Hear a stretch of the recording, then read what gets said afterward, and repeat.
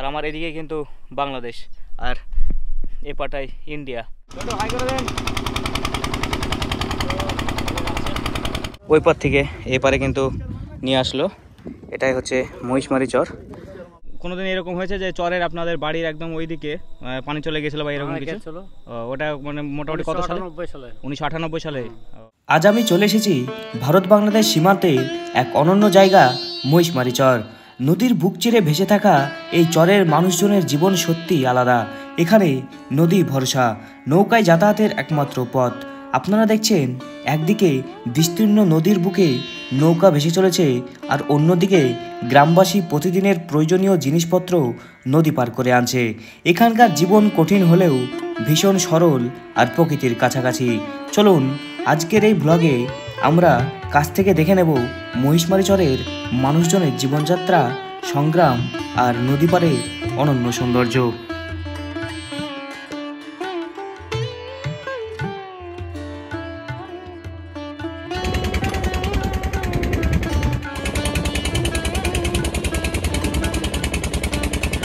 ভারত বাংলাদেশ সীমান্তে মহিষমারি চরে এভাবেই প্রতিদিন নদী পার হয়ে আসে মানুষের জীবনযাত্রার সব প্রয়োজনীয় জিনিস।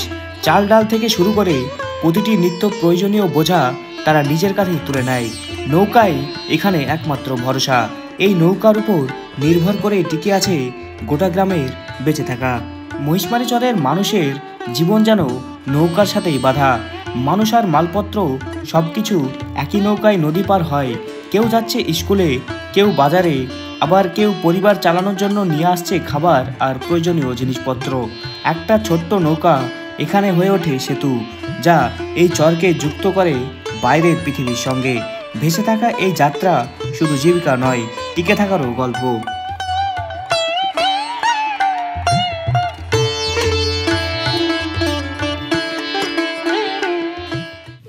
তো এই যে এখানে দেখতে পাচ্ছ নৌকাতে সব মালপত্র ওই পার থেকে এই পারে কিন্তু নিয়ে আসলো। এটাই হচ্ছে মহিষমারি চর। আর এখানে দেখতে পাচ্ছি তেলের ডাম্প রয়েছে, পেপার রয়েছে, আলু রয়েছে। এটাতে কি আছে?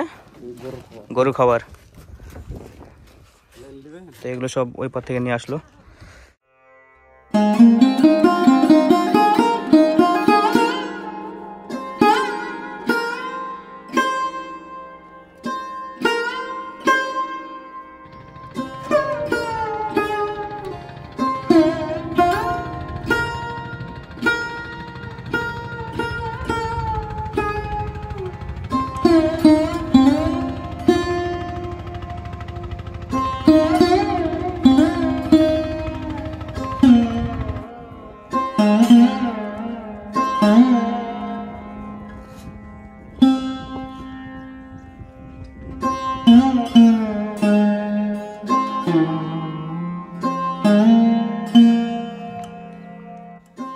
নদীর জল শুধু মানুষের নয়, চরের গবাদি পশুরও আশ্রয়।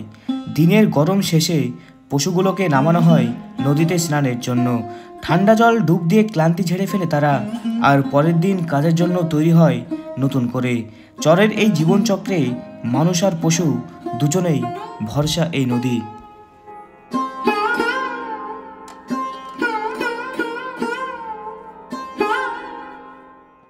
আপনারই মোষ নাকি? আপনারই মোষ? কটা মোষ আছে?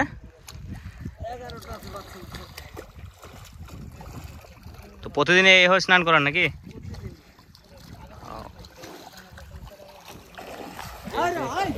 দেখতে পাচ্ছ চলে আসছে আমাকে ধেয়ে, কারণ এরা খুব রাগান্বিত।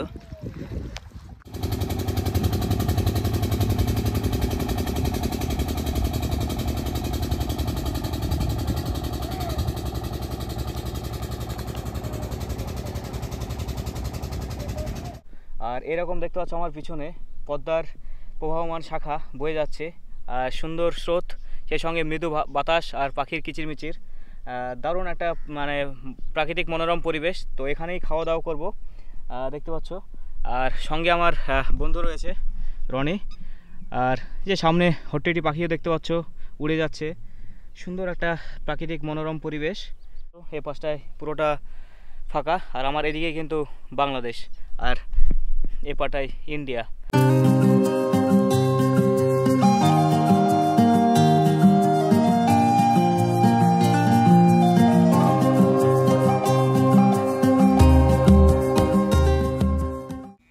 শীতকাল না পড়তেই নদীর বুকে জমে উঠেছে ভিন্ন এক আয়োজন। নৌকা ভাড়া করে বন্ধুবান্ধব আর পরিবার মিলে নামছে পিকনিকে। খাবার, গান আর হাসি আনন্দে ভরে উঠছে পুরো নৌকা ভ্রমণ। চরের একঘেয়ে জীবনের মাঝে এমন পিকনিক হয়ে ওঠে উৎসবের মতো। নদীর ঢেউয়ের সাথে সাথে ভেসে চলে এক মুহূর্তের আনন্দ, যা ভুলিয়ে দেয় গ্রামের কষ্ট আর প্রতিদিনের সংগ্রাম। সন্ধ্যা ঘনিয়ে এলে নদীর পাড় জুড়ে নেমে আসে শান্ত এক পরিবেশ। দিনভর মাঠে চড়ে বেড়ানো গরু ছাগলকে নিয়ে বাড়ির পথে ফেরে গ্রামের মানুষ। এই পথে মিশে থাকে শ্রম, সংগ্রাম আর প্রকৃতির সঙ্গে মানুষের সহাবস্থান। ডুবন্ত সূর্যের আলোয় ভেসে ওঠে এক অন্য ছবি, যেখানে দিনের ক্লান্তি মিলেমিশে যায় গৃহস্থের দায়িত্ব আর মমতার সঙ্গে।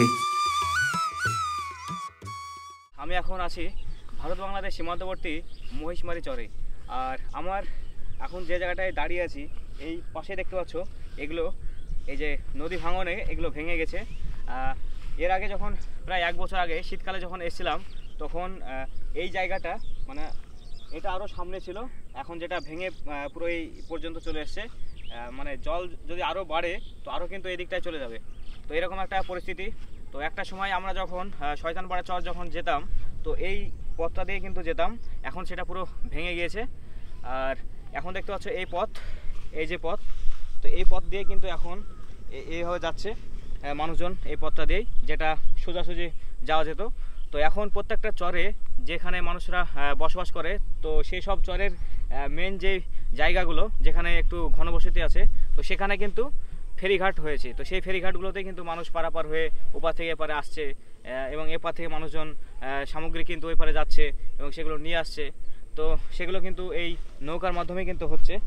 আর দেখতে পাচ্ছ এই সুন্দর এই যে প্রবাহমান নদীর স্রোত, মৃদু বাতাস, মানে সত্যি দারুণ লাগছে।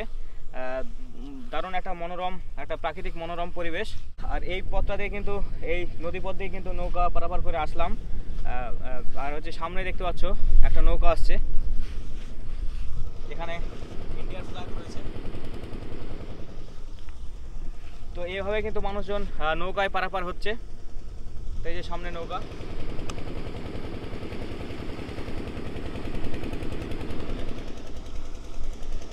তো এই যে দেখতে পাচ্ছি এইভাবে ভারত বাংলাদেশ সীমান্তে নৌকা যাচ্ছে। তো একটু হাই করে দেন।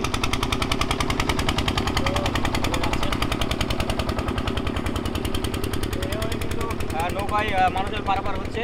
তো নৌকায় যাত্রী রাখতে গেছিলো, সে খালি করে আবার কিন্তু ওইদিকে যাচ্ছে ফেরিঘাটের দিকে। তো এইভাবে কিন্তু কিছুক্ষণ পরে পরে কিন্তু এইভাবে নৌকা একটা পর একটা আসছে এবং মানুষজনকে নিয়ে যাচ্ছে, কখনো ফাঁকা নৌকা, কখনো টাপা নৌকা। তোমাদেরকে দেখালাম পিকনিক করছিল কিছুজন মানুষ।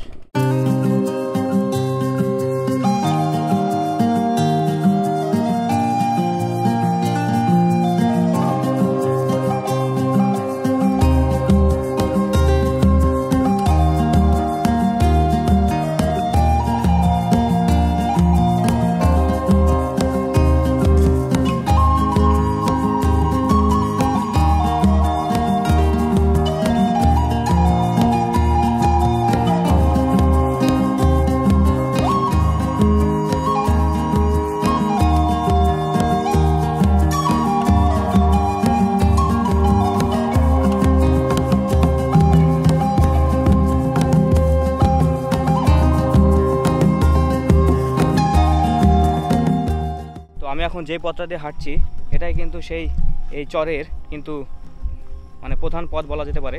এই যে রাস্তাটা দেখতে পাচ্ছ পুরো জলে কিন্তু ব্লক হয়ে গেছে। এই যে পদ্মা শাখার যে জল, এই জল পুরোটা এই রাস্তা অবধি চলে এসছে। এটা দিয়ে কিন্তু এই চরের মানুষজন পারাপার হচ্ছে।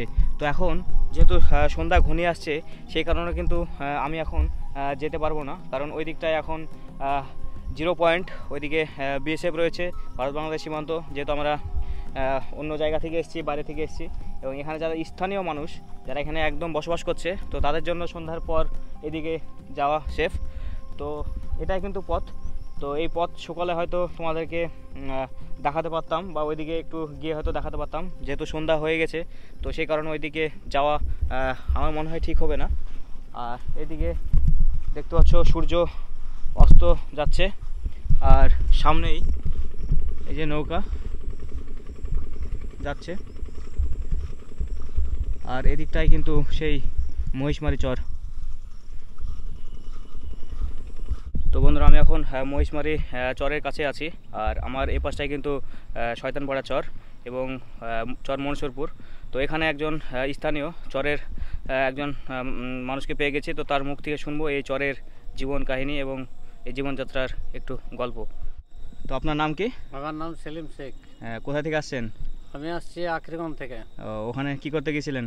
একটু ঘুরতে গেছিলাম, ভবনগুলো সব বাজার টাজার ছিল, ও, এটা করার লাগে গেছিলাম। কি বাজার করতে গেছিলেন? এই সব এই ব্যাগে? বাজার। তো সবজি বাজারে যে দেখতে পাচ্ছ ব্যাগে সমস্ত রকম সবজি আছে। তো আপনার কোন চরে বাড়ি? আমাদের মনসুরপুর ঘোষপাড়া। চর মনসুরপুর ঘোষপাড়া। তো এখন আপনার প্রতি বছরের তুলনায় এই বছর কি আপনার এই পদ্মার জল বেড়েছে নাকি? বেড়েছে। ও, আর মানে আপনারা তো অনেক দিন থেকে চরে যেহেতু বসবাস করছেন, মানে কোনোদিন এরকম হয়েছে যে চরের আপনাদের বাড়ির একদম ওইদিকে পানি চলে গেছিল বা এরকম কিছু? ওটা মানে মোটামুটি কত সালে? 1998 সালে। ও, 1998 সালে পুরো মানে একদম বন্যা হয়ে গেছিল।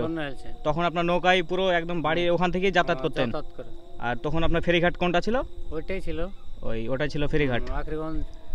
আর এখানে আপনার যে স্বাস্থ্য পরিষেবা, স্কুল এগুলো কোথায় আছে? মহিষমারি আছে, আমাদের মনসুরপুরে আছে।